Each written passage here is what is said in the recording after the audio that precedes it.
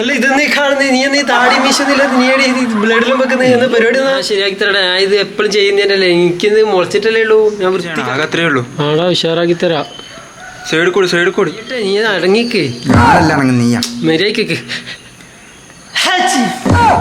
ഈ കൂടി ചുണ്ട് പോയതുപോലെ എടാ ഇല്ലല്ലോ, അതൊന്നും ഇല്ലടാ. ഇതാണ് സൈഡ് ക്ലിയർ ആക്കി തരാം, കുഴപ്പമൊന്നുമില്ല. ഇപ്പൊ ഈ കൂടി വര പോയതുപോലെ ചോര മീശന്റെ പകുതി താടി